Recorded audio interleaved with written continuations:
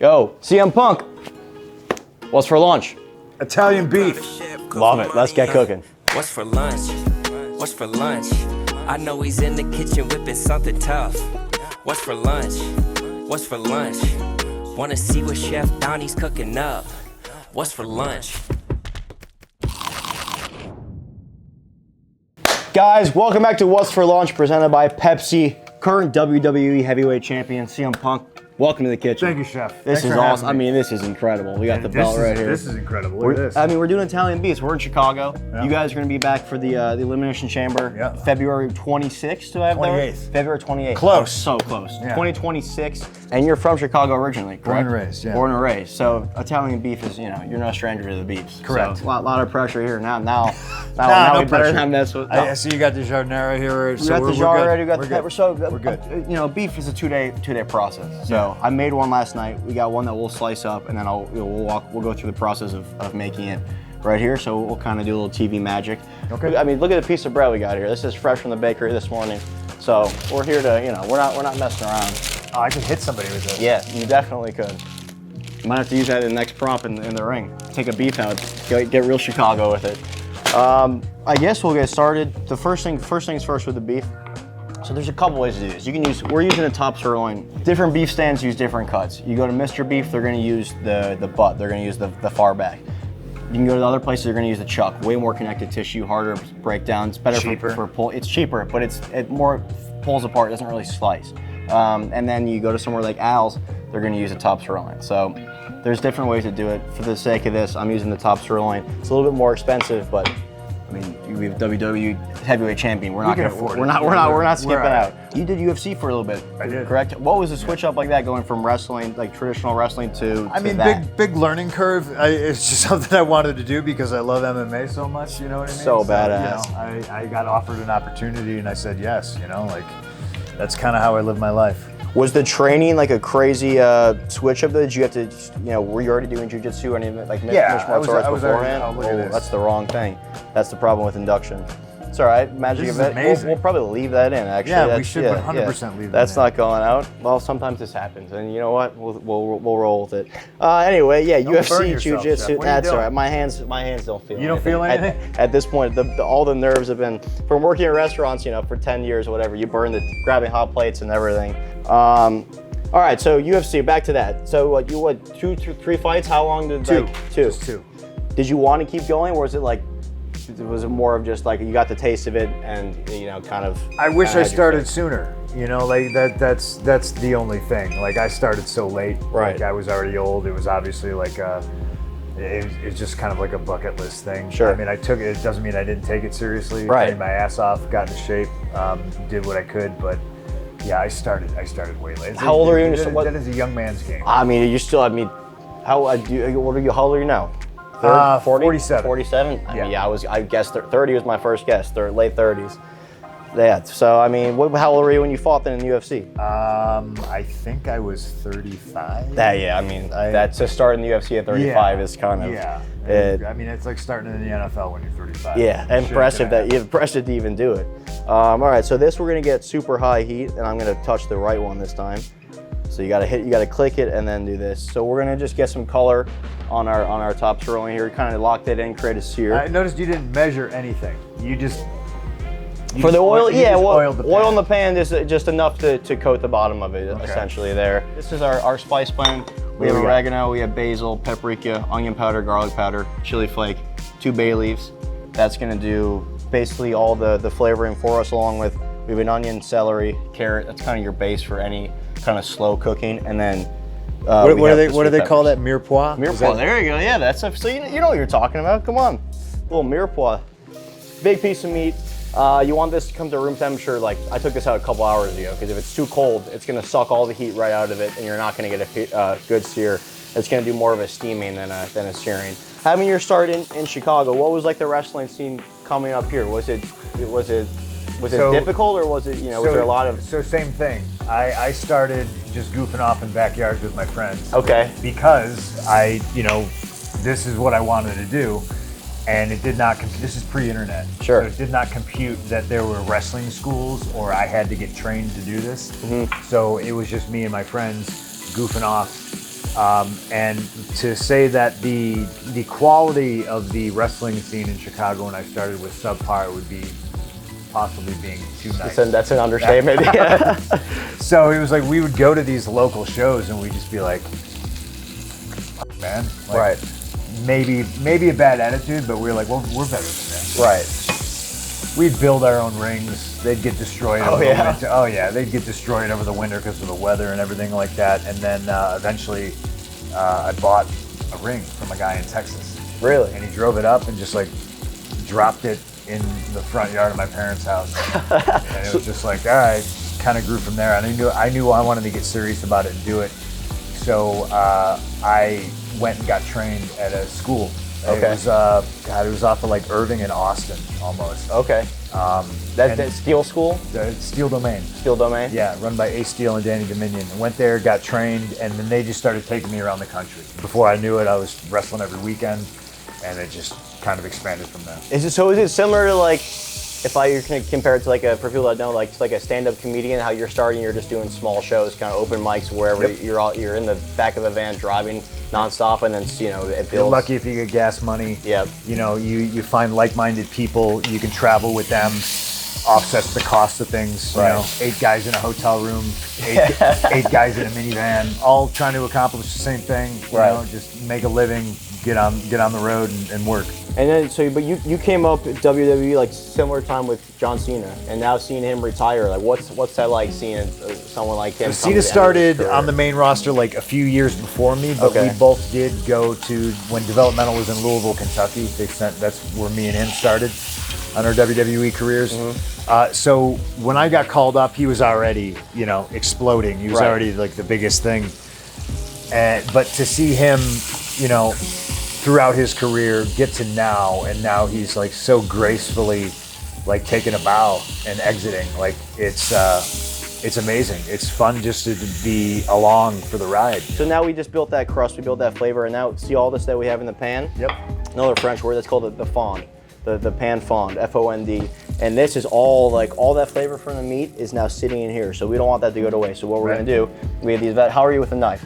Terrible. Okay, perfect, because none of this matters how well any of that's cut. Look at that. Exactly. Wow.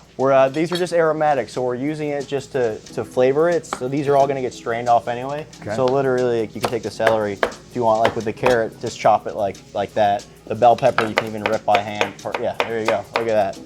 And then this is all gonna go right directly into that pan, and we're gonna scrape up all the bits. I don't want you to lose a finger. That's quick, but hey, looks good. That's all you need to do. Perfect. Right there. So that goes in. Yeah, carrot never hurt. Help the vision a little bit there. Get some carotene in there. What's it like seeing too, like the Logan Pauls and the people of the kind of the internet generation coming into wrestling? How do you feel about that? I mean, I think it's a benefit. Like, I understand the criticisms, and I would probably be levying them heavy against him if I was CM Punk from like 10 years ago. Sure. But to see him take it seriously, Right. and want to do more. But the way the business is now, it's almost just like, pump the brakes. You don't need to do more. And it's fascinating because like everybody hates this dude. Right. And I think that's one of the more admirable things about him. Okay. Is how much everybody hates him. Because in our business, that means money. That's a good thing, right. That's dollars. You don't mind that. Oh, not at all. And then here we're gonna add all. Good ass cut. We're gonna add it. Wait till you have the ones that are cooked. We're gonna add all of our seasonings here. Now, if you do a beef, are you going with? I have these peppers pulled aside. Are you a spicy jardinere and sweet peppers guy, or what's your ideal sandwich? I like a little heat, not a lot. Okay. Like I'm not one of those like it needs to be painful. Like I Sure. like flavor. You want to enjoy it. Yeah, so things like habanero, that there's a little like a fruity Yep. flavor to it. Yep. I enjoy that. Okay. I don't like, hey, this is gonna mess you up just because it's hot for hot's sake. Yep. So this is beef stock. I made this the other night too. I just took a bunch of oxtails. I was gonna say, how do you roasted make beef stock? You just boil some oxtails? Oxtails, so you want to take oxtails or any beef bones. I roast them in the oven at like 500 degrees. You get them really brown, and then we cook them. And I turn the oven down to 200 degrees, and I cook it fill that with water, carrots, mirepoix again, carrots, celery, onions. That beef stock will sit in the oven I let it go overnight, and then you strain it, and you're left just with like this. We call this liquid gold, and This is warmed up, so it's less gelatinous, but if I put this in the fridge, it would literally be like a Jell-O because of all that gelatin in the oxtail. All that collagen breaks down super slowly. That's why it takes so long over low It's not fat, heat. it's gelatin? It's like, yeah, it's the gelatin within the bone, like the connective tissue of the oxtail itself. And then that'll be our braising liquid, and then that turns into the jus at the end. So it's like a 3-step process. And then this goes right back on top. No kidding. And we'll cover this with more beef stock. And then you're putting this in the oven. And then this is going in the oven. So now there's 2 methods too. You can leave it covered, you can leave it uncovered. Just because I want more browning, we can sear it for as long as I would have. I'm gonna leave it uncovered, and it's gonna just get direct heat. And if you covered it, wouldn't get as brown? Well, yeah, exactly. You wouldn't get as brown. Same thing is happening though. So then this goes in the oven, and that handle's a little hot, but it's all right. Boom, 350 degrees, give or take. But it's a bigger piece, so that's gonna be probably an hour. We're looking for internal temp like 125, 130 medium, so it's still a little pink on that. That'll carry over, and then we chill it, and then we're left with something like this. Now's the fun part. So now we'll get the meat slicer out. You ever use one of these? We got the whole deli slicer here. No, never used one of these. And every now and then too, we just give it a quick sharpen. There's a stone in there, so it's razor sharp. So yeah, you can see the sparks. The thing is sharp. Smoking. Yeah. This is great. So that's nice and sharp. This is good and dangerous. Oh yeah, plenty dangerous. So then you got a nice, Look at that. yeah. So nice medium, and now we slice, and you want to go thin for a beef, thin, like 1/4 inch thin. We'll see how this looks. Oh yeah. You want to be able to like kind of like see through it there. I like it. You want to take a couple whacks at it? Boy, do I. Just don't, yeah. I'll keep my hand underneath. There you go. Perfect. Perfect.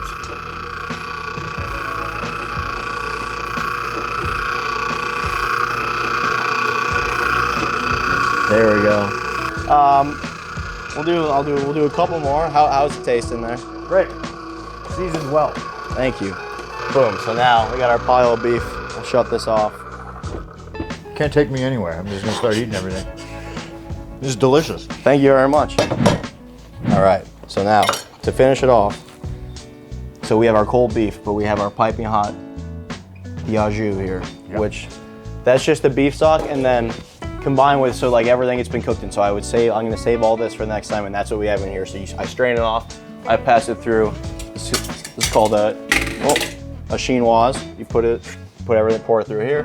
So that's not just a strainer. No, a chinoise. You got the French. You need to call it something interesting. Okay. Something different. Some French guys real mad at me right now. Yeah, it's some more French. They're a little pretentious with how they name stuff, but that's the French for you. So we're getting this piping hot, and then we'll just take the beef and we'll finish it in here. So we'll reheat everything. And like it'll cook a little through. I like it still a little like this because we're using top sirloin too. It can be medium, it can be pink, medium rare, honestly even. So this is just, we're gonna re-baptize it, get it hot. It up. Yeah, look at that. And you can see like that's so hot, it's basically cooking that right there. It's cooking. So that's all we really need to do that. Your wife's in the WWE too, correct? AJ, and she just made her return after a while. Yep. So did you know that was coming? Because it was shocked like that. No, I didn't know. You had to, yeah. Dumb question, but what was it like from your end knowing that was happening and the reaction from everybody that was, because no one saw that one coming, right? I'm her biggest fan, so it was super exciting for me to be able. I mean, it's the same thing with Cena. I'm watching. I get to work next to Cena and watch him exit, and I get to partner up with my wife and watch her experience all this stuff that I experienced 2 years ago when I came back to WWE. So nobody's happier or more proud of her than I am, and she's having the time of her life, and I am too. That's awesome. Selfishly, yeah, I'm really having the time of my life. I love to hear that. So jardinera. So this is on the spice. I made this one spicier so we won't go nuts. Like you tell me when. No, just go. All right. Yeah. How's that look? That's beautiful. Perfect. Okay, and then do you like it dipped at all? Do you like? Oh yeah, yep. I think you got to. You got to dip it. That bread looks nice, soft, and fresh, but still, I think you got to dip it. We'll go dip on either end. Boom. Look at this. I love it. And now we'll get you. Just to keep it all together. We'll wrap it in parchment just because wrapping it does help with the like the steam actually warms all the bread all the way through. So even though we're eating it right now, you're not taking it to go. We're gonna wrap it. What's the French technique for wrapping? I'll show you here. So we're gonna do one more dip to get a little bit more steam. Boom. You're a boom. maniac, Donnie. So the French that you corner about like 3/4 the way up. Is this a French technique? No, this is not. And then just inside it, this is the deli counter technique. Boom, and then wrap it tight. Like so. And then you slice it with the paper. Hell yeah. Boom. That looks nice. And there's your beef. Oh, this is warm. See? That's why we wrapped it. There you go. I like to crack a Pepsi with mine if you As want. do I. Perfect. Let's go. Pepsi, zero sugar here. Little beef sandwich goes perfect with Pepsi. I'm gonna do one more dunk on this half. Just to have. CM Punk, thank you so much for being here. I appreciate it. Thanks for having me. Here's Awesome to you. having you. Chef Donnie, appreciate you. Cheers. Cheers. A little bit of beef, little Chicago beef. Oh, it's delicious. Not bad, right? No, it's great. Not bad at all. Better than not bad. Everything about it is great. The texture, perfectly seasoned. Doing my best, Guy Fieri Hey, here. yeah, you're doing good. You're doing fine. You're right. No, it's seasoned. It's a little bit. There's a little spice coming in there. The giardiniera and the Pepsi cuts through it all perfectly. Guys, that's gonna do it for this episode of What's for Lunch. Make sure you check out February 28th. Yeah. At the United Center, WWE. You guys will be there doing your thing. I'm coming back here. I'm going to get another beef sandwich. Perfect. It's going to be cold in February, Oh, brother. please do. I need one of these. Stop by. We'll run it back. We'll do it again. Guys, we'll see you next time. Peace.